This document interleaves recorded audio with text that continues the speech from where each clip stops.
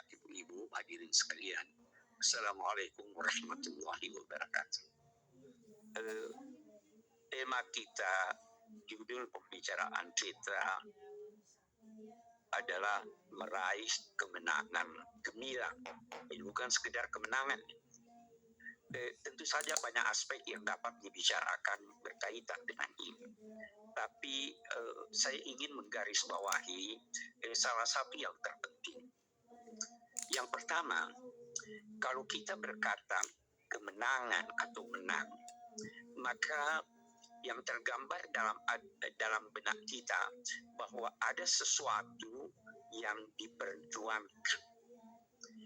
Ada sesuatu yang belum kita raih, yang ingin kita raih dengan gemilang. Ini berarti ada tantangan di hadapan kita. Ada lawan yang harus kita taklukkan. Kita ada pesaing yang bisa menghambat perolehan kemenangan itu. Itu ya satu. Dari sini bisa jadi juga pesaing itu, lawan itu, musuh itu, penghambat itu banyak. Tetapi kalau kita ingin merumuskan secara singkat apa lawan kita itu, apa yang harus kita tundukkan atau kendalikan itu, maka ada dua yang pokok. Yang pertama, nafsu. Yang kedua, setan. Nafsu di dalam diri kita, setan di luar diri kita. Yang paling berbahaya kalau nafsu dan setan berkolaborasi. Jangan berkolaborasi dengan setan dan nafsu. Saya hanya ingin berkata begini, bahwa untuk menghadapi lawan, untuk menghadapi musuh, untuk menghadapi tantangan, kita perlu mengenal diri kita, kekuatan kita. Itu ada SWOT, apa kelemahan kita, apa kekuatan kita, apa hambatan dan sebagainya. Jadi salah satu yang ingin saya garis bawahi sekarang, kita harus mengenal siapa musuh kita. Kita harus mengenal siapa lawan kita yang dapat menghambat kita meraih kemenangan. Itu. Nah, di sini kita perlu menggarisbawahi bahwa dua yang kita sebut tadi, nafsu dan setan, masing-masing memiliki sifat-sifat, masing-masing memiliki kekuatan-kekuatan yang harus dapat kita taklukkan sehingga tidak menghambat kita meraih kemenangan gemilang. Nah, mari kita lihat nafsu. Nafsu itu ada kekuatannya. Sangat-sangat bersikeras mendapatkan apa yang dia inginkan. Dia tidak ingin diganti keinginannya. Kalau dia sudah mau satu hal, Anda tawarkan kepada dia hal lain yang boleh jadi lebih mahal, dia tidak mau. Yang saya inginkan hanya ini. Selain dari ini, tidak. Dia terus akan berontak. Itu nafsu. Kalau setan, beda.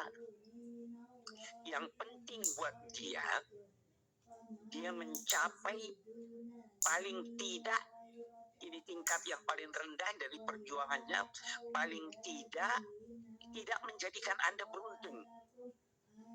Anda kembali modal itu, kalau tidak bisa rugi, setan sudah pokoknya dia jangan untung. Kalau dia bisa rugi, bagus. Kalau ruginya kecil, diupayakan ruginya lebih besar. Sampai pada akhirnya yang bersangkutan, yang dilawannya ini menjadi setan seperti dia, atau bahkan dia diikuti oleh setan. Ini kita harus sadari nih sejak semula nih. Nah,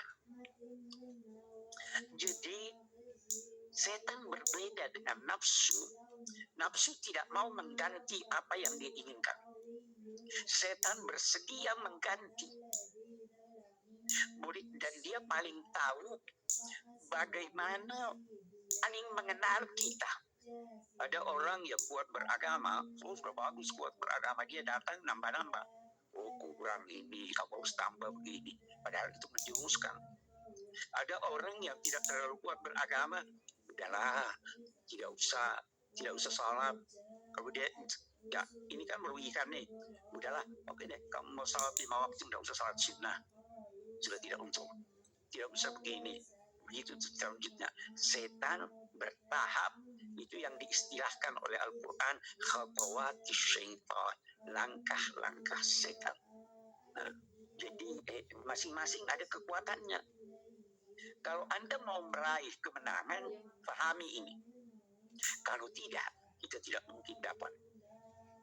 Nah, di samping kekuatan ini, kita juga harus menyadari bahwa sebenarnya setan ada kelemahannya. Nafsu ada kelemahannya. Nafsu itu dilukiskan sebagai anak yang masih menyusu. Dia tidak akan berhenti menyusu. Tetapi ibu di sini harus tegas. Memang ibu merasa iba menghalangi anaknya yang menangis untuk menyusu. Tetapi diperlukan tekad yang kuat bahwa ini saya halangi demi kemaslahatan dia.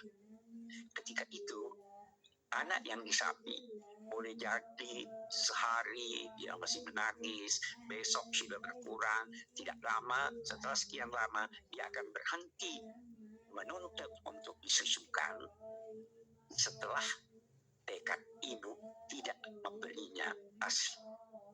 Jadi dalam menghadapi nafsu, yang pertama yang dibutuhkan adalah tekad yang kuat menghadapinya. Tetapi satu hal yang kita harus garis bawahi, ketika menghadapi nafsu dan berjuang dengan nafsu, kita tidak disuruh membunuhnya, tidak disuruh meniadakannya, karena kita juga membutuhkan nafsu itu. Yang diminta dari kita adalah mengendalikan. Ini berbeda dengan setan. Sebentar kita lihat beda dari mana. Kita diminta mengendalikannya. Bahkan dalam tahap-tahap pertama, kita diminta bernegosiasi dengan nafsu. Kita tawarkan kepada dia nilai-nilai yang diajarkan oleh agama, oleh budaya kita. Ayo ikuti nilai ini. Pada mulanya nafsu tidak mau, tapi kita bernegosiasi. Oke dah, kita bernegosiasi menerima untuk tahap pertama apa yang paling ringan selama sejalan dengan nilai-nilai agama. Ini kita perhatikan. Dan kita lihat bagaimana tingkah laku nafsu menyangkut kesepakatan ini. Dari sini lahir apa yang dinamakan oleh ulama pengamatan, muraqabah. Diamati ini nafsu, sudah sesuai atau tidak. Kalau tidak sesuai, kita tegur dia. Kemarin kamu janji begini ya. Katakanlah ini di bulan Ramadan ini kita hadapi ini. Kita bernegosiasi dulu dengan nafsu. Nafsu, kita tidak boleh makan, tidak boleh minum sampai terbitnya fajar. Itu minimal. Tingkat sedikit. Kita harus baca dan pelajari Al-Quran sebanyak katakanlah 20 ayat. Oke. Kita lihat sesuai atau tidak. Kalau sesuai, kita tingkatkan. tingkatkan. Kalau tidak sesuai, setelah kita amati itu, kita tegur dia. Dan ketika itu, kata ulama, didenda dia. Bagaimana dendanya? Kemarin janjinya 20 ayat ya. Tidak baca kamu. Sekarang baca, pelajari 25 ayat. Itu namanya muhasabah. Begitu seterusnya. Sampai akhirnya kita mencapai kemenangan gemilang itu. Jadi dengan nafsu kita perlu kesepakatan. Kita tidak bunuh nafsu. Al-Quran itu menyatakan qad aflaha man zakkaha. Kita sucikan dia. Sehingga dari saat ke saat nafsu meningkat, dari nafsul ammarah bisu yang selalu menyuruh kepada keburukan, meningkat menjadi nafsu lawwamah, nafsu yang mengecam kita karena, atau yang mengecam nafsu itu karena melakukan pelanggaran. Setiap melakukan pelanggaran ada dalam diri kita nafsu lawwamah, dan ini meningkat mencapai puncaknya dengan an-nafsul mutmainnah. Jadi nafsu seperti itu. Kita tidak bunuh dia. Karena itu kita butuhkan dalam hidup ini. Kita tidak suruh nafsu, kamu tidak boleh makan sepanjang hari. Tidak boleh puasa sepanjang hari.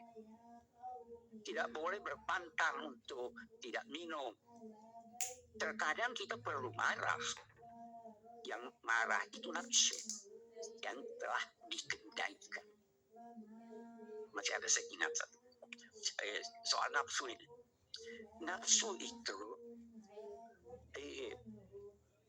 bisa menggunakan siapa yang terdekat kepada kita. Dan di sini nafsu bisa berkolaborasi dengan setan, tapi nafsu bisa menggunakan apa yang terdekat dan yang paling kita sayang. Dia bisa menjadi musuh kita.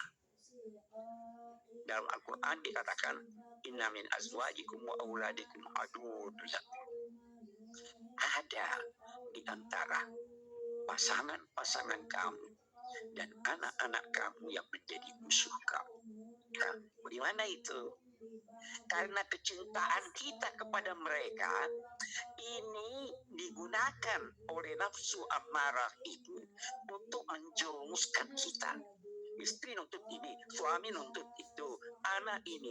Karena cinta kita kepadanya, maka kita korbankan apa yang mestinya kita pertahankan demi cinta itu.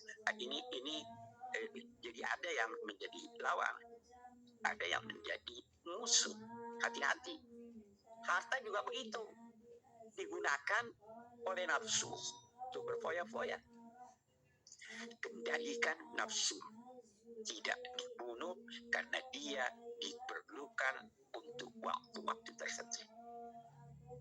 Itu lawan kita yang pertama harus diperlakukan seperti itu sehingga dia terkendali, tidak membunuhnya.